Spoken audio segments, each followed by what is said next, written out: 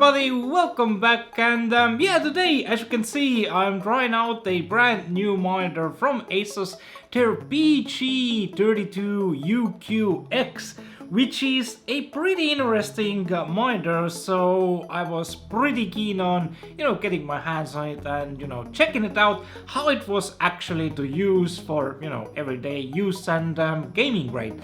And considering it cost around 3,500 euros, a lot of people have some questions, where does the expensive price tag come from, right?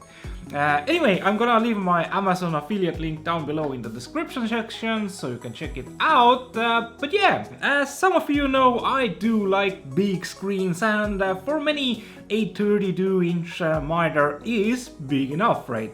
Not something for my own taste, but I do love, great cinematic experiences when I actually game. That doesn't mean that I'm willing to, play with a god-awful response time locked at 60 Hz, right? So what's the deal with the PG32UQX? Well, yeah, I know, it is bloody expensive for a 32-inch monitor, coming in at around, 3,500 euros. This almost costs more than my 65-inch monitor, the ASUS ROG PG32UQ behind me. For that money, this has to have something freaking incredible in it to win over my heart, right? So let's get the biggest thing out of the way, I guess, right? This monitor does not have HDMI 2.1. So a lot of people would already panic out, like, oh my god, it doesn't have HDMI 2.1, you can't connect your PS5 or Xbox Series XTY, I don't know, whatever the brand new Xbox name is, and yeah, you can't get 4K over 60 Hz on it through the HDMI, which, yeah, I know, kinda sucks, right? But who in their right mind buys a 3,500 euro monitor, 32 inches, to play console games? Pretty much nobody, right? Especially if you can spend, 3,500 euros on a monitor and another 1,000 euros for a new console. Pretty sure you are rich enough to enjoy console games behind your big ass 65-inch OLED TVs. So why even bring up the lack of HDMI 2.1 in the first place? It still comes with two HDMI 2.0s and a single 1.4 display board with room for 3 USB ports with an uplink port as well to hook the monitor to your PC.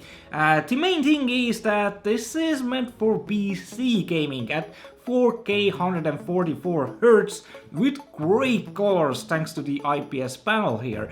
Still though, I do keep asking myself, why on earth is the PG32UQX costing a lot more than a 43-inch ASUS's own ROG PG43UQ? Well, I guess the main reason for this extremely high price for a 4K 144 Hz 32-inch screen has to be that it is a proper mini LED screen, which supposedly should be a lot better when, fighting against an OLED, but oh god, to this day it's not there yet. It's not there. I mean, it also has fold technology, which is great, and I love it on my PG65UQ, but yeah, it's nowhere close to OLED. I mean, the technology is getting better, but it's definitely no OLED here. And yeah, OLED can, disable individual pixels to be as black as possible, while this, mini LED and file system it's not that, right? So yeah, as good as it looks on paper, yeah, I can't really recommend it that much or at all over an OLED. Now, the monitor itself is pre-calibrated in the factory to the best of its abilities, which is also nice, and has a 98% TCI-P Cinema standard color gamut here. And almost forgot. On top of all of those things, it does come with full HDR10 support.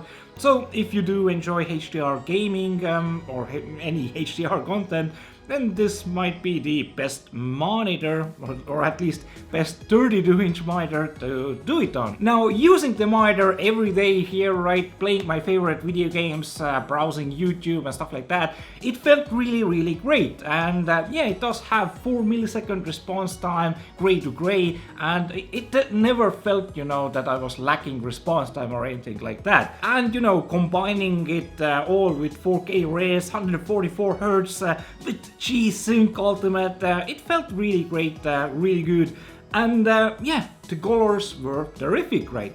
I mean, overall, visually, it held up very well, and even looking at the monitor from each side, or even when the lights are turned off, is great. The design job is exceptional here, with a touch of RGB goodness, as a big ROG logo on the back, and even a beaming ROG logo on the bottom. Also, it does have an ROG logo on the top as well, but it's so pointless as there's almost nobody that will ever see it.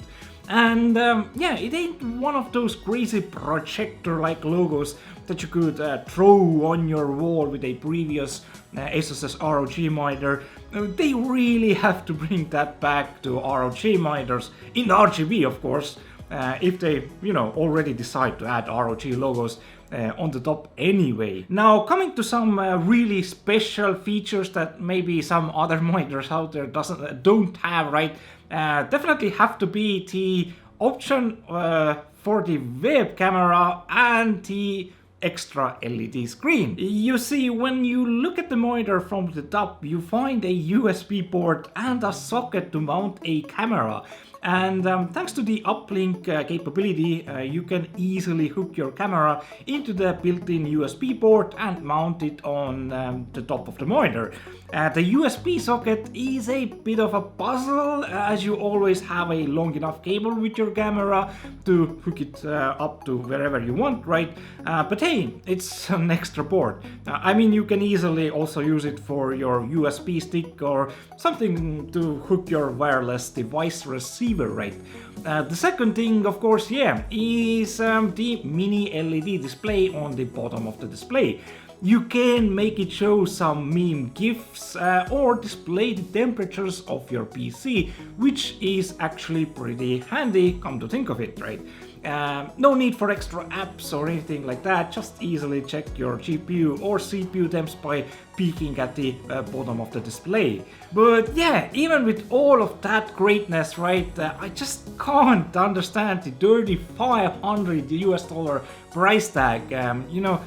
Comparing it to ASUS's own ROG PG32UQ, which is, larger, right, and is almost as good, right, is almost 3 times cheaper, which is ridiculous. I mean, if you really need a 32-inch size monitor, then yeah, this is for you. But if you can handle a bigger screen or a smaller one, there are a ton of much cheaper options out there that visually are also, well, not far behind, if at all, right? My final verdict is going to be a 5 out of 10, only because of the ridiculous price tag. If you can find it in the future for around $1,300 to $1,500 range, I'd give it a proper 9 out of 10.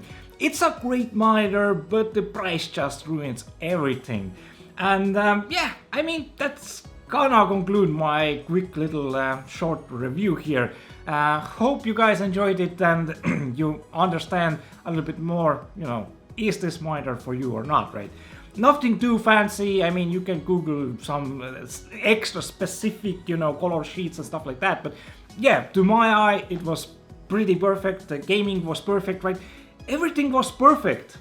Just the price tag is it's not worth it. Anyway, thanks for watching my video here, and I'll be seeing you soon, guys. Ciao for now.